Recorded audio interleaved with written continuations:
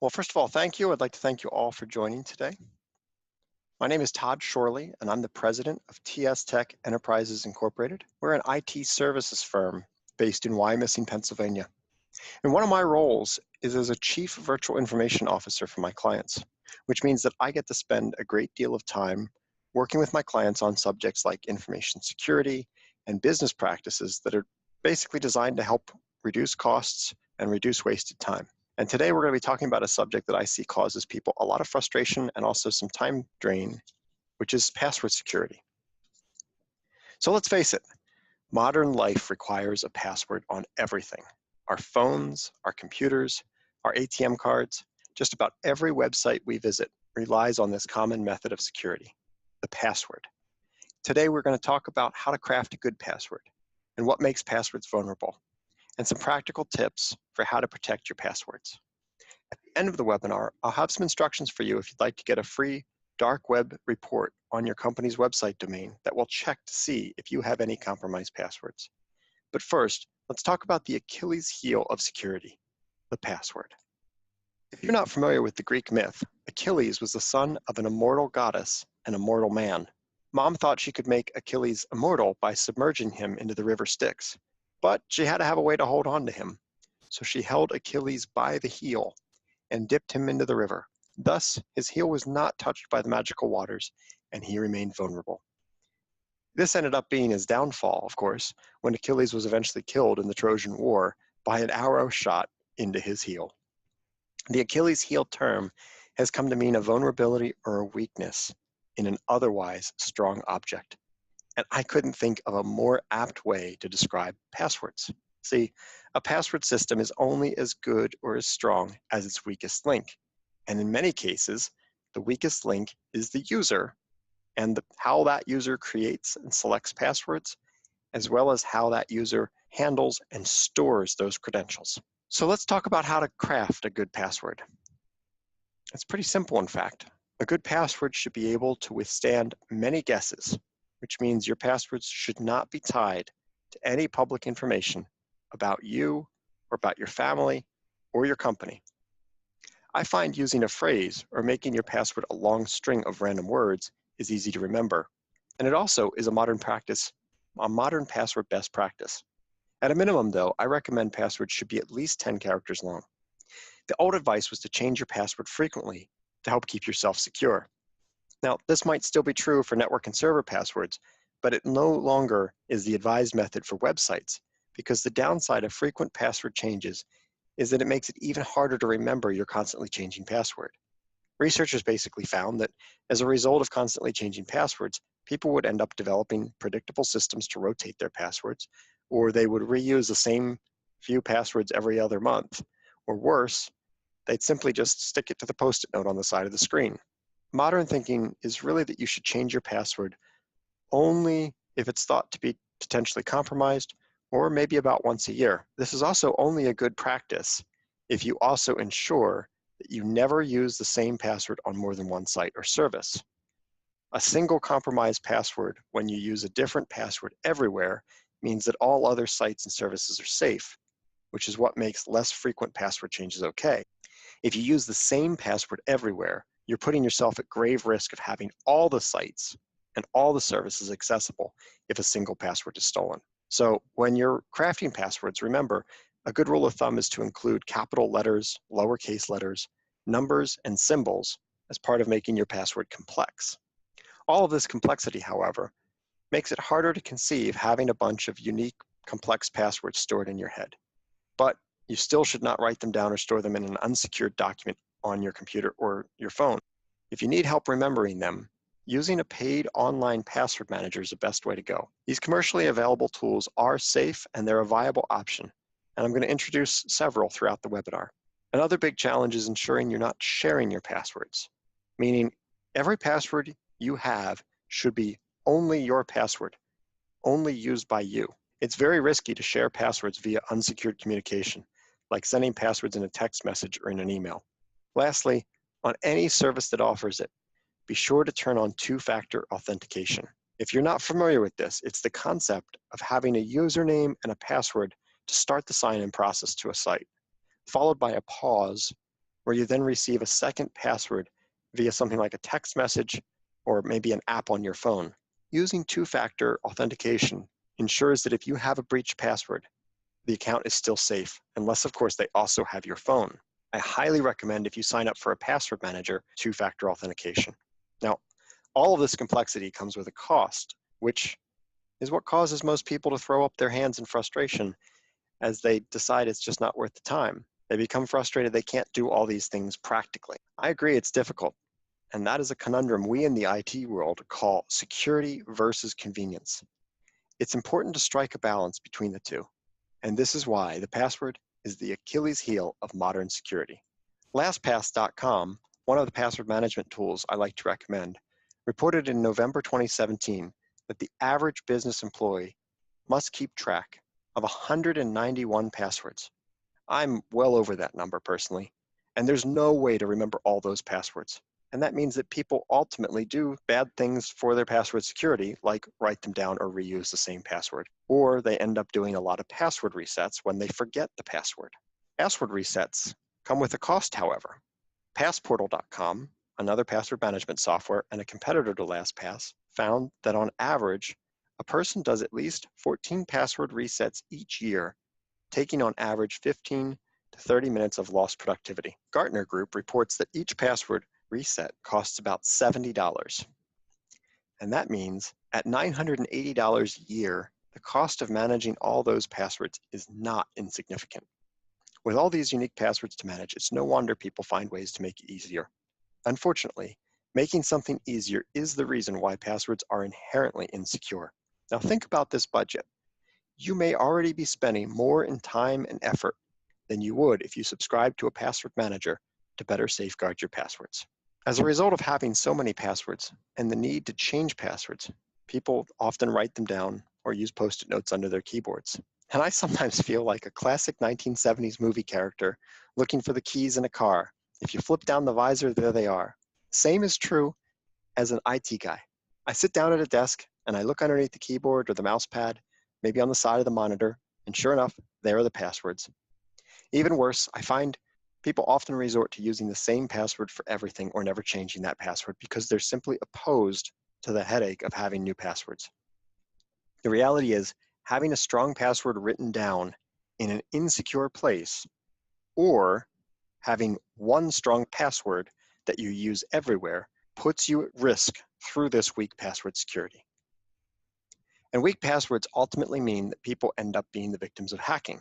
Passportal reports that nearly half of all the passwords they manage are not strong enough, and that translates to 30% of the investigated intrusions could have been completely preventable if the users had selected to use stronger password security. The problem with storing your passwords on paper is you never know who's going to see that paper. And the problem with storing your passwords on your phone or on your computer in a file called passwords or secrets is that hackers know you do it. Passwords are breached and collected by hackers in many different ways, including through malware that, once it infects your computer, seeks out those password files and uploads them to the very hackers who wrote the malware.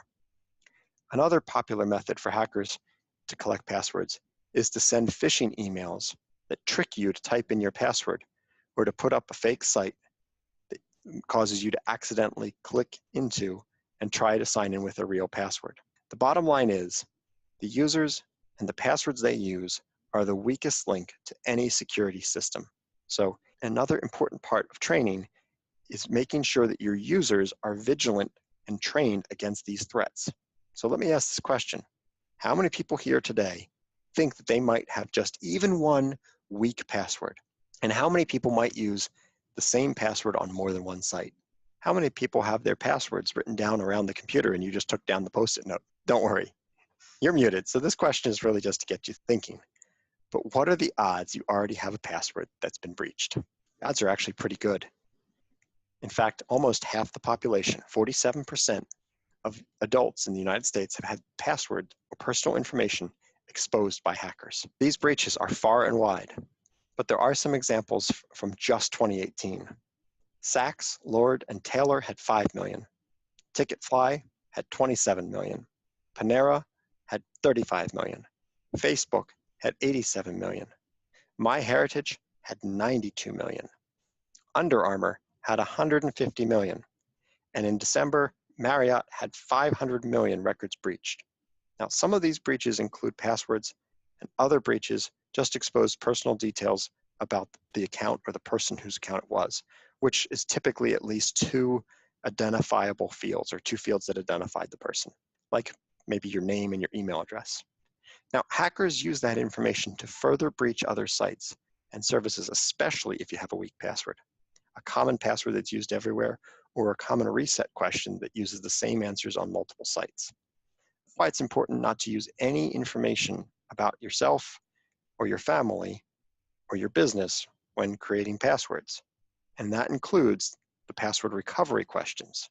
Because so many sites have been breached exposing all of their user passwords and sometimes the password recovery questions, hackers now have a huge list of the most commonly used passwords. And they use a special type of attack called a dictionary attack, where they attempt to guess your password.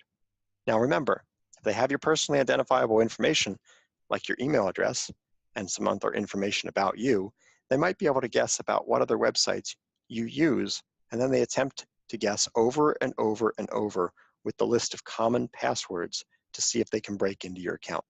If you look at the list on the left produced by Splash Data, you can see some of the most commonly cracked and reported passwords. Splash Data recompiles this list each year, and it's always amazing to me to see how little the data changes from year to year and how many people are using the same weak, simple, and commonly reused passwords.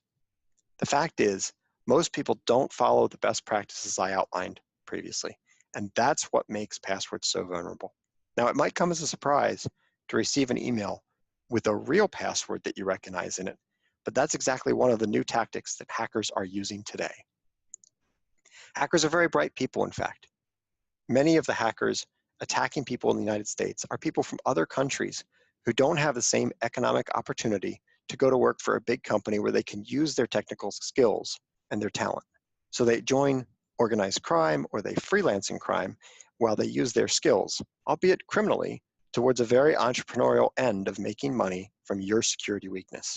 Hackers have figured out ways to use compromised passwords to infect systems with ransomware and virus infections.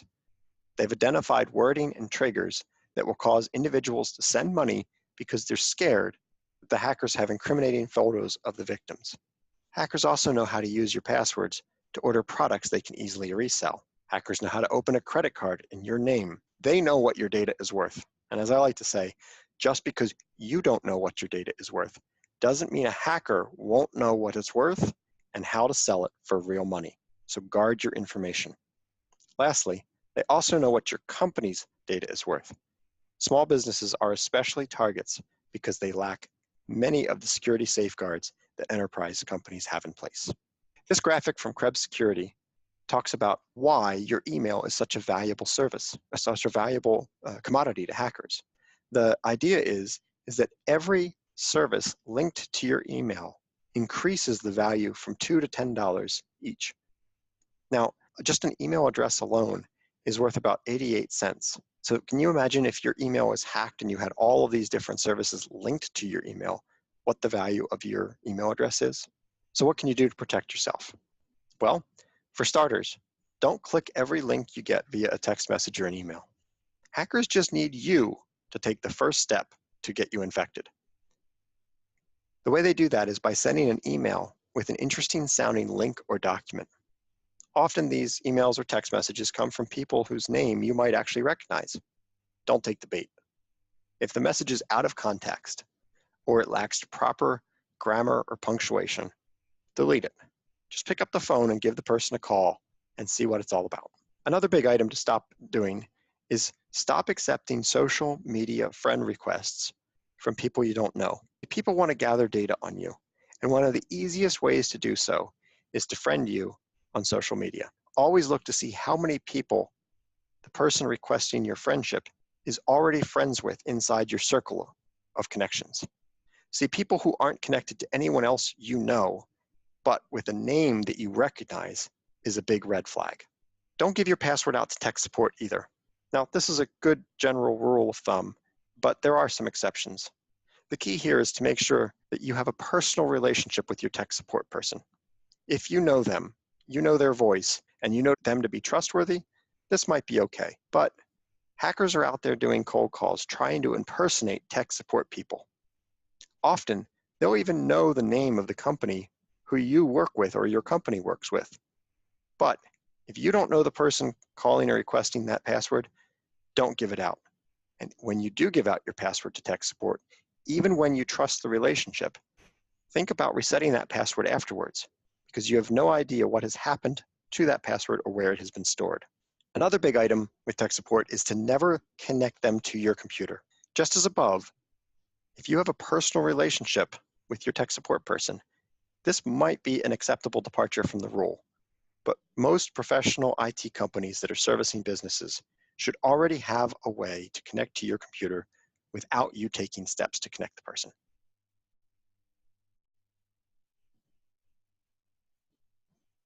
Here's an example of an email I received while getting this slide deck ready.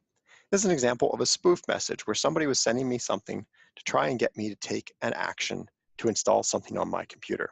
Now, this app may actually be a real company, but if they are, the way they try to solicit clients is very sneaky. This email essentially makes it look like we were already signed up for the app, even though we have not. The first time I received this, I walked over to my IT manager and said, what's the deal with this? Because it looked like it was real, but I made sure to have that conversation before I clicked that link.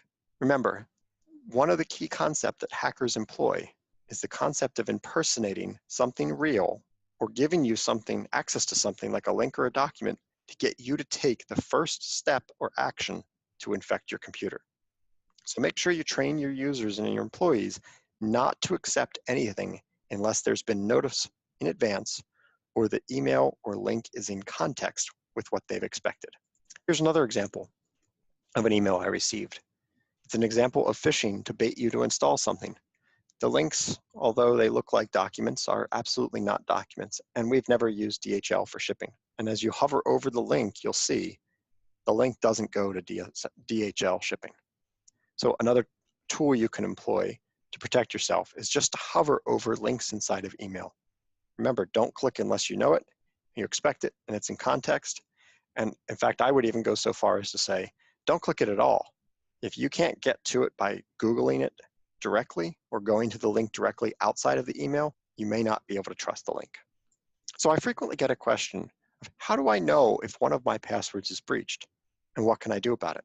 And the answer is, in many cases, you don't know the password of yours has been breached until it's too late. Before a breach, it's important to have in place the correct cyber liability insurance. It's important to subscribe to a password manager to organize all of your passwords. And lastly, I recommend that you subscribe to a service like darkwebdiscovery.com to tell you if a password to tell you if a password you use has been breached. Services like LifeLock also offer personal password protection for individuals. But for businesses, a service like darkwebdiscovery.com can report to you or to your IT manager when one of your users' passwords has been breached based on a scan that looks at your entire company email domain.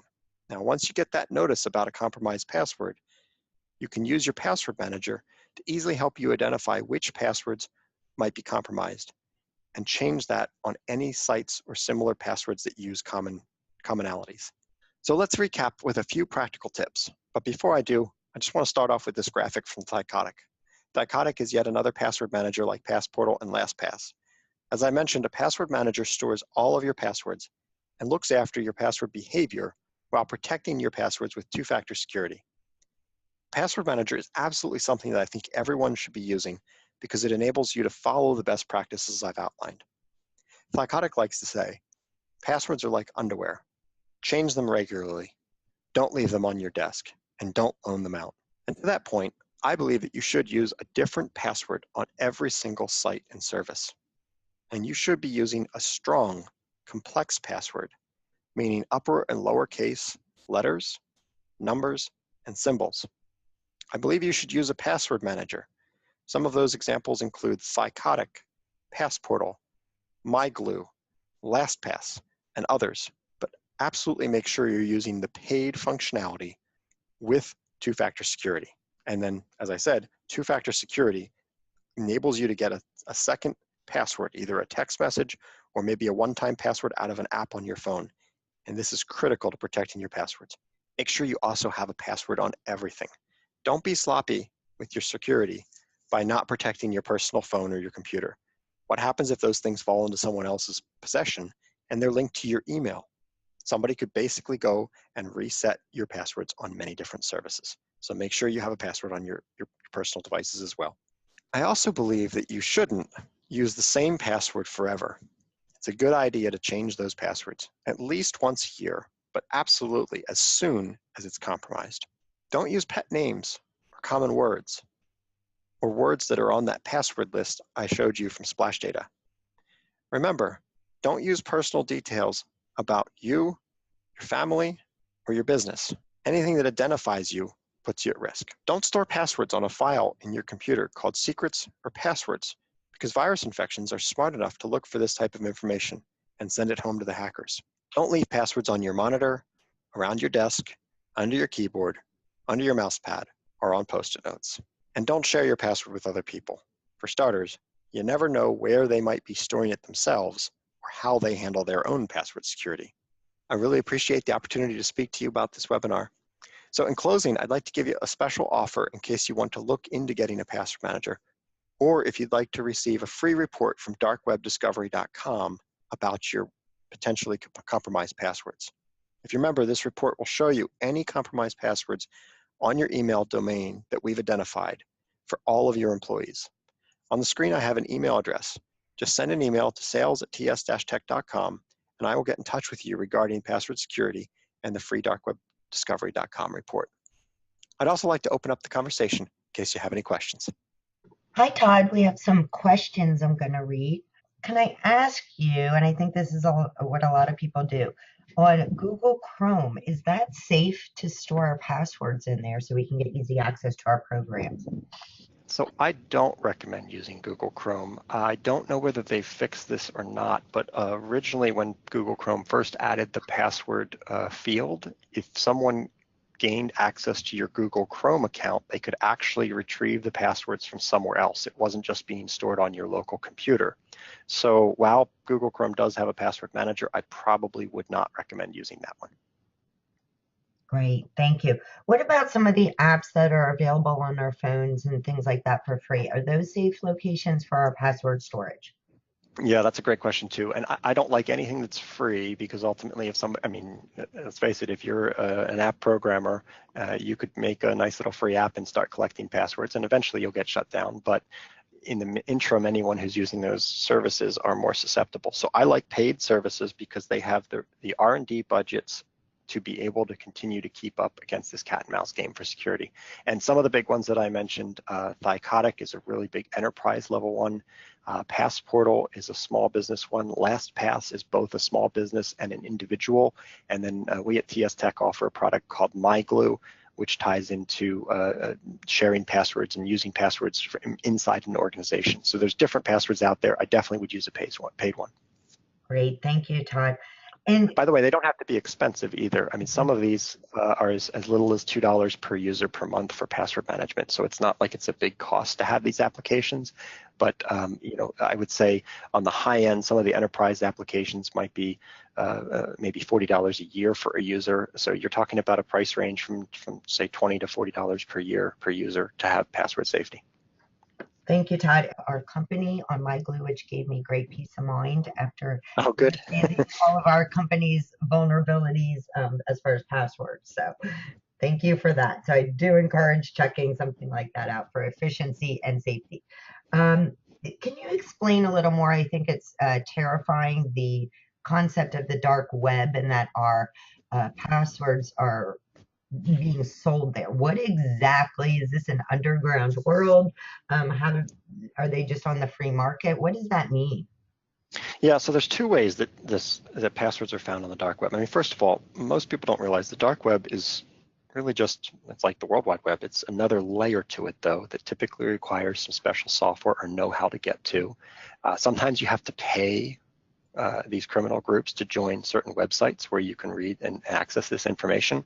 And so a service like dark web discovery helps collect and aggregate that information that's being put into the dangerous spot of the internet here, the dark web. And it also will aggregate known password breaches. So to answer your question, yes, once passwords are stolen, once accounts are breached, like that Marriott breach I just mentioned, hackers will take that information and typically sell it on the dark web. So they will find buyers for it. They might sell it once, they might sell it a dozen times, but people will buy batches of compromised information. And so a service like dark web discovery doesn't necessarily tell you that every password has ever been breached, because someone who has not sold your password yet may not show up there. But if your data is showing up and floating around there, a service like dark web discovery or LifeLock for the personal side, in fact, Experian I think also offers something. But the concept behind dark web discovery is it helps you get ahead of a compromised password. So if one of your passwords has been breached, then you'll know about it. Otherwise, who's to say you might not just keep using that password and continue to be a target?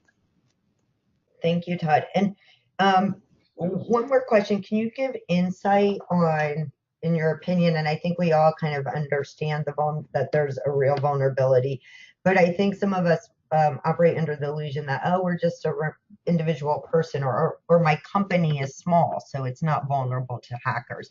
Can you just give us an overview of your opinion on some of those misnomers? Yeah, so I mean, what we're hearing, and we subscribe to an FBI alert system that tells us basically when there's cyber threats out there that we should be aware of. And some of the alerts that we've been seeing are basically hackers have identified, small businesses are a target because of lack of security and because of that exact thinking. And in many cases, small businesses have the keys to the kingdom for bigger businesses. So if you look going back a number of years ago to the Target data breach that occurred, Target was breached because of a smaller company, a company called Fazios HVAC. And Fazios basically had the network credentials to Target, which allowed the hackers to first compromise and steal Fazios information. And then once they identified that they had the credentials target, they were able to move up the food chain. So what I would tell you is just because you don't know what data you have or how vulnerable you could be, doesn't mean your data isn't valuable to somebody who's trained and knows how to exploit it. So small businesses have all of the same problems, and often we have data that is just as valuable for larger businesses, possibly our clients or possibly for maybe our employees, but it's definitely valuable information. Thank you, Todd. That was a great example. And I remember you had shared that with me, and it kind of really put things in perspective for me because I hadn't thought about that type of a vulnerability. Can you tell us just a little bit again, how can we enjoy the scan that you offered all of us? Sure. So I'll just tell you a few things. If you have questions about password security in general, you can feel free to send me an email. The sales address here is really, if you'd like to get a free report from this service, darkwebdiscovery.com, I will have them run a report on your company, which basically shows, do you have any breached passwords that are known in the dark web? It is limited to the first 5 passwords. They do have a paid service as well where you can sign up for, but you'll get that information on the free report. I think the free report is a great way to just see what's out there. And then the other thing that we have is we have a password manager that ties into our overall structure and philosophy for managing computers, which is called MyGlue. And I'll use the example here. Years ago, I spent about a month or so in the hospital, but I was basically incapacitated for a while. And as a result of that, we as a small organization really realized the importance of having a way that the things that were in my head could be shared with the rest of my team. So while it's not a great idea to share passwords, what MyGlue does is it gives you the ability to share key documentation. And if there's a password that needs to be shared, there is a structured way that that password could be transferred or shared from one person to another through a system that keeps track of when it was shared and how to make sure that it was safe and secure in the process. So we offer MyGlue as a password manager. It's only about $2 per employee to have per month. It's really a huge way that we see companies taking a proactive approach to managing their password security. So if you have questions on either of these things, please reach out to me, or anything else. Like I said, questions on your personal password issues, definitely reach out to me. I'm happy to be a resource. Thank you, Todd. And as we wrap up, I'll just want to thank you so much for sharing your knowledge and expertise. And I think we all can take away some security things to think about. Thank you, Lisa, for putting this on. I appreciate it, and very much look forward to doing our next in-person event at the center there. You've got a great training facility. Thank you, Todd. And thank you, everybody